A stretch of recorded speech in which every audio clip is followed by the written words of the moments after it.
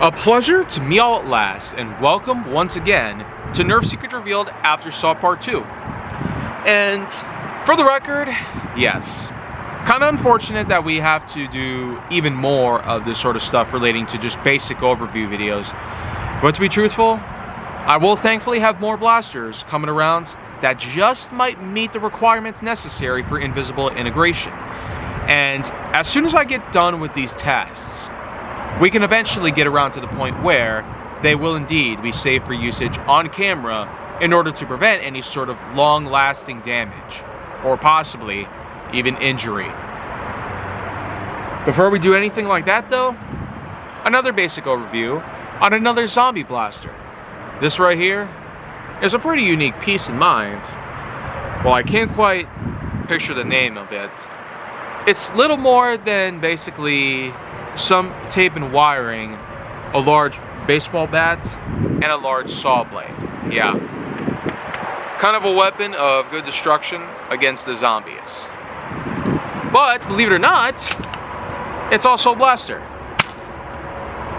Oh. I actually didn't expect that, you know. Normally, this blaster is single fire only, not double fire like what you just saw, but honestly, I didn't quite expect that to happen.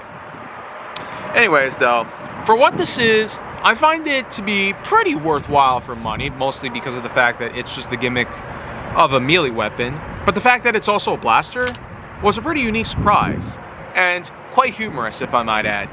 You don't expect melee weapons to double as guns, but the fact that this actually has itself the tendency to be that way really does spread out a wholesome message. And I will say that apart from its unique aesthetics, which of course include the unique molding of wiring and tape, bandages, a giant saw blade inside a broken baseball bat, you also got yourself the unique decorative graffiti art, a unique decal system that they put together, which of course has been done in other ways possible. I mean, look at you, Mando. Yeah, you see that? This has sort of become a big thing here as of late. So here in 2024, it really is what it is. You got blasters that have crap tons of deco on them. And I feel like that this was basically Hasbro's way of, let's say, responding to the X-Shot Skin series and possibly other competitors of theirs that have basically put lots of decoration on them, mostly as a way of appealing to the eye and not just of the rest of the senses. Feel, mind and body, everything else. But you know what? I'll just go ahead and say it. I like this. I like this as a surprise attack.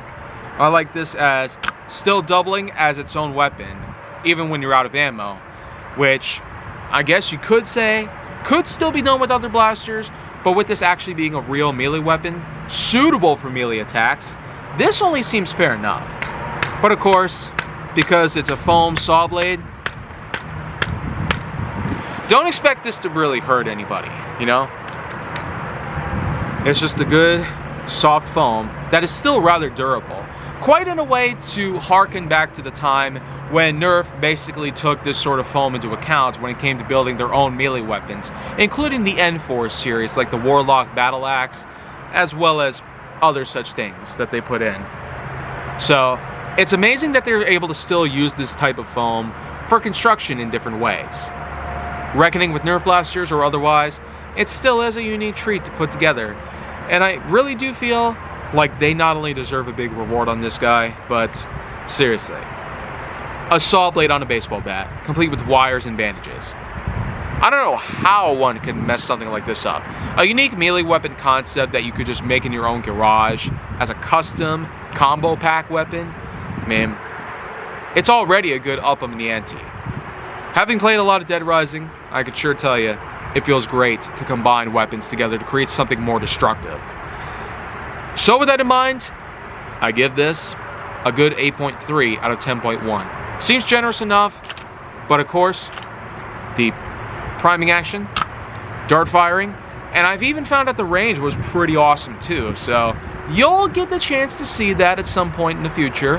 But make sure to like, subscribe, comment, follow me wherever you can find me, and stay on the Hollywood side for more.